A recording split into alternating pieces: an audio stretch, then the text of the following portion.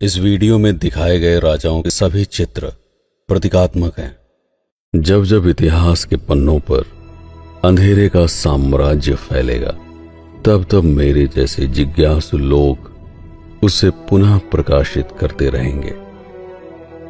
यह है तिलोई रियासत।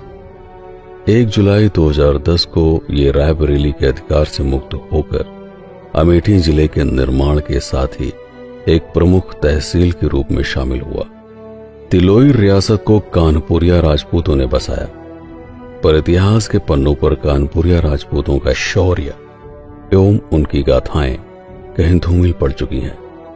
तो आइए 825 साल पीछे चलते हैं। सन 1193 अर्थात 12वीं सदी। स्थान है झूसी स्टेट, जहां चंद्रवंशी राजा करणदेव का आधिपत्य था, जो कन्नौज के राजा जयचंद के प्रमुख सेनापति थे, जिनका साम्राज्य अवध, वाराणसी और बिहार के कुछ प्रांतों तक फैला हुआ था। आगे चलकर जयचंद के भाई मानिकचंद की पुत्री भगवत कुमारी उर्फ बिंदुमती के साथ इनका विवाह हुआ। 1194 में चंदावर की लड़ाई में मोहम्मद गौरी और उसके सेनापति कुतुबुद्दीन ऐबक के साथ युद्ध में राजा जयचंद और उनके सेनापति अब्दुल रहीम के साथ ही राजा करणदेव भी वीरगति को प्राप्त हुए। उस समय उनकी पत्नी बिंदुमती गर्भवती थी। अपनी पुत्री एवं गर्भ में पल रहे राजवंश की सुरक्षा के लिए मानिकचंद ने उन्हें ऋषि सूक्ष्म मुनि के आश्रम में भेज दिया। वर्तमान में यह स्थान रायबरेली के लालगंज तहसील में गंगा नदी के किनारे आदिशक्ति मां संकटा देवी की गासों के नाम से प्रसिद्ध है। यहीं पर बालक के रूप में शूरवीर चंद्रवंशी पिता स्वर्गीय राजा करणदेव के शौर्य रक्त से एक नए अस्तित्व का सृजन हुआ। चूंकि रानी बिंदुमती कृष्ण की अनन्य भक्त थी, अतः ऋषि ने पिता के पहले अक्षर के नाम से इसका नामांकरण किया, कान्हा। जैसे जैसे वह बालक युवा होता गया, ऋषि ने उसके पिता की शौर्य गाथाएं सुनाकर उसे हमेशा प्रोत्साहित किया। अंततः वह क्षण आ ही गया जब कान्हा ने अपने बाहुबल से अवध क्षेत्र के 14 परगने में अपना साम्राज्य स्थापित किया। सई नदी के किनारे उन्होंने अपनी पहली राजधानी बसाई, जिसे बाद में कान्हापुर के नाम से जाना गया। साम्राज्य का और विस्तार होने पर दूसरी राजधानी गंगा नदी के किनारे स्थापित की, जिसे आज कानपुर के नाम से जाना जाता है, जो कान्हापुर का ही अवधी भाषांतरण है। इनकी पहली शादी हुई देवरिया जिले में स्थित विशेष क्षत्रिय राजाओं के यहाँ, और दूसरी शादी हुई त्रिलोक चंद वैश्य क्षत्रिय कुल में, जो बिहार के हाजीपुर स्टेट के राजा थे। इनके 3 पुत्र हुए। महाराजा सहस, जिन्होंने प्रतापगढ़ के कैथोला रियासत की स्थापना की। राजा सहस के वंशजों ने नयानी स्टेट और नूरुद्दीनपुर अर्थात करैया स्टेट की भी स्थापना की। दूसरे पुत्र महाराजा रहस ने अपना साम्राज्य गौरा कठारी क्षेत्र में स्थापित किया। इनके वंशजों ने कई रियासतों की स्थापना की, जैसे कटारी, दक्षिणवारा, तिलोई, शाहमऊ, टेकारी, चंदापुर, समरौटा, अठेहा, राजापुर, उमरार, भुवनशापुर, हरगांव, जामो, बरौली एवं रेसी स्टेट। महाराजा कान्हा के तीसरे पुत्र राजा उदान को उत्तराधिकारी के रूप में प्रतापगढ़ का दर्रा क्षेत्र प्राप्त हुआ। इन तीनों पुत्रों के द्वारा जिस भी स्टेट की स्थापना की गई, उसे कानपुरिया गढ़ कहा गया। राजा कान के दूसरे पुत्र राजा रहस की 5वीं पीढ़ी में पैदा हुए राजा प्रसाद सिंह, जिन्होंने अपनी भूमि को 3 पुत्रों में बांट दिया। सबसे बड़े पुत्र जंगा सिंह को तिलोई का परगना मिला, जिसमें जायस भी शामिल था। शेष दोनों भाइयों को अठेहा और सिमरौटा का स्टेट मिला। राजा जंगा सिंह की मृत्यु के बाद उनके पोते जगदीश राय ने अपने पुत्रों के बीच तिलोई रियासत का विभाजन कर दिया। छोटे बेटे इंद्रजीत को गौराजामों का क्षेत्र विरासत में मिला, जिसमें रैसी, बरौली, शाहपुर शामिल था। बड़े बेटे मित्रजीत ने तिलोई का क्षेत्र स्वीकार किया।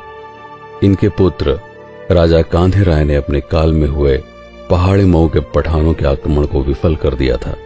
राजा कांधे राय ने अपने दादा जंगा सिंह की तरह एक बार फिर अपने पुत्रों के बीच तिलोई रियासत का विभाजन किया।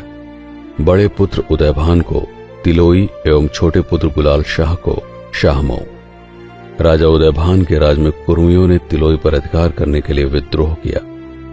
राजा उदयभान की मृत्यु के बाद 1660 से 1680 के बीच उनके बेटे सूरत सिंह ने तिलोई पर राज किया। उन्होंने अपने पराक्रम से कुर्मियों के विद्रोह को पूरी तरह कुचल दिया और माना जाता है कि तिलोई क्षेत्र का विस्तार करके 14 परगने पर राज किया। प्रतापगढ़ के सोमवंशी राजाओं के साथ भी उनका संघर्ष चला, लेकिन हुंडौर की युद्ध भूमि में उन्हें विजय प्राप्त हुई। इसके बाद तिलोई के राजवंश में कुछ काले अध्याय भी शामिल हैं। सूरत सिंह के उत्तराधिकारी गोपाल सिंह के 2 पुत्र हुए। बड़े बेटे मोहन सिंह जो एक आंख से नेत्रहीन थे और दूसरा बेटा निवाल सिंह। पिता गोपाल सिंह अपने छोटे बेटे निवाल को उत्तराधिकारी बनाना चाहते थे, इसलिए गुस्से के वशीभूत मोहन सिंह ने अपने पिता गोपाल सिंह की हत्या करके खुद को तिलोई की राजगद्दी पर स्थापित किया। मोहन सिंह भले ही कुपुत्र सिद्ध हुए हों, लेकिन तिलोई के विस्तार के लिए उन्होंने कई सैन्य अभियानों का संचालन किया। एक लंबी आयु जीने के बाद 1743 में उनकी मृत्यु हुई। मोहन सिंह के पुत्र प्रेम सिंह मात्र 5 सालों तक तिलोई के राजा रहे।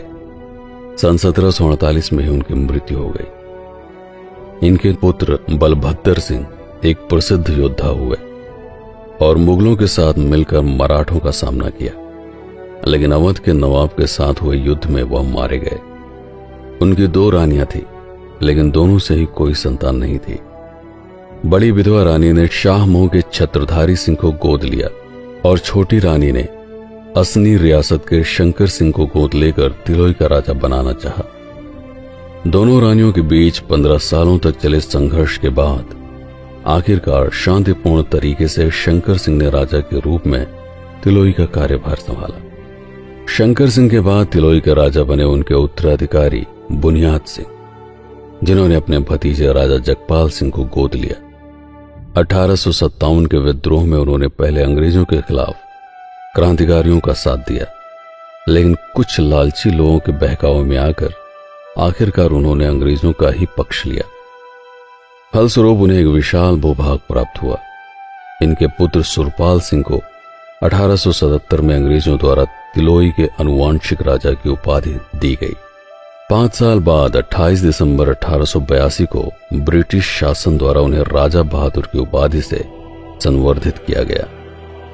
इसके बाद चिलौली से दत्तक पुत्र राजा विश्वनाथ शरण सिंह तिलोई के राजा हुए, जिनके 3 पुत्र थे, पशुपतिनाथ शरण सिंह, मोहननाथ शरण सिंह एवं राजकुमार विजय सिंह। 1946 से लेकर 1997 तक यानी 51 सालों तक बड़े बेटे पशुपतिनाथ शरण सिंह तिलोई के राजा रहे। इनके 2 पुत्र हुए, रामेश्वर सिंह एवं गोपेंद्र सिंह। 6 मार्च 1997 को रामेश्वर सिंह तिलोई के राजा बने। उनके पुत्र हैं राजकुमार अभिषेक सिंह, किंतु वर्तमान में तिलोई के राजा हैं राजा मयंकेश्वर शरण सिंह। प्रश्न ये है कि इस वंशावली में ये कहां से संबंधित हैं, तो थोड़ा सा पीछे चलते हैं। वर्तमान राजा मयंकेश्वर शरण सिंह से पहले तिलोई के राजा थे रामेश्वर सिंह। इनके पहले राजा थे पशुपतिनाथ शरण सिंह और उसके पहले थे विश्वनाथ शरण सिंह, जिनके 3 पुत्रों में से दूसरे नंबर पर थे मोहननाथ शरण सिंह। इन्हीं के पुत्र हैं मयंकेश्वर शरण सिंह, जिनका जन्म 17 मार्च 1969 को तिलोई में ही हुआ था। इनके भी 2 पुत्र हैं, मृगांकेश्वर एवं उत्कर्ष। यह है तिलोई के पिछले 825 सालों का सतत इतिहास। अभी ना जाने और कितनी पीढ़ियां आएंगी और इतिहास के पृष्ठों पर हमेशा के लिए अंकित हो जाएंगी। तिलोई का राजभवन न जाने और कितने सालों तक अपने भौतिक स्वरूप को बनाए रख पाएगा। जो भी हो, इतिहास के अध्ययन से हमें यह पता चलता है कि समय समय पर प्रत्येक वंश में कुछ महान लोग पैदा होते हैं, जो अपनी संपन्नता को बढ़ाते हैं, अपनी प्रजा एवं जनसाधारण की भलाई के लिए हर वह कार्य करते हैं जिससे उनकी ख्याति अमर हो जाती है। तो कुछ साधारण और तुच्छ लोग जो सिर्फ संसाधनों का भोग करने के लिए पैदा होते हैं और आपस में ही सुख सुविधाओं को पाने की लालसा में संघर्षरत रहते हैं। जब से मनुष्य ने यह नियम बनाया है कि बड़ा बेटा ही राजवंश का उत्तराधिकारी होगा, तभी से हर घराने में संपत्ति को लेकर वाद विवाद होते रहे हैं। कभी बेटा बाप को मार देता है और कभी बाप अपने बेटे को बेदखल कर देता है। किंतु सृष्टि का एक नियम है जो अटल है। यह निश्चित है कि एक दिन आप मरेंगे, तो आपसी संघर्षों में ऊर्जा एवं समय क्यों व्यय किया जाए। जीवन की अनंत संभावनाएं हैं, अतः यदि समय व्यय करना ही है तो किसी नई संभावना की खोज में कीजिए। इस वीडियो को बनाने के लिए जो भी जानकारी प्रयोग की गई है उसका स्रोत नीचे विवरण में दिया गया है।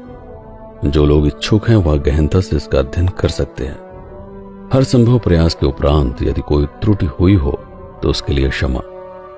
मैं हूं एक जिज्ञासु पथिक, आपका पीके सिंह, और आप देख रहे हैं अदृश्य इतिहास को जीवंत करने वाला चैनल। इस वीडियो पर इतने लंबे समय तक अपना ध्यान केंद्रित करने के लिए आपका बहुत बहुत धन्यवाद।